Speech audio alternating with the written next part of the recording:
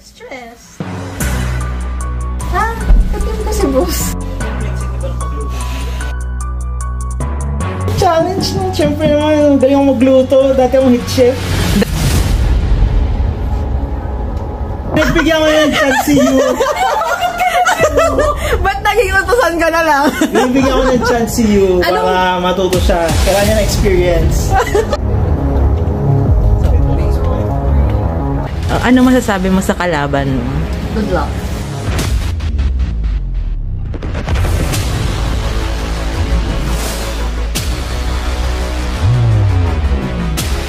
Yung ginawa nila, yun yung nabibili sa palengke. Halo-halo. Ganun-ganun lang. Mekos-mekos. Ang ikakabagsak namin si boss.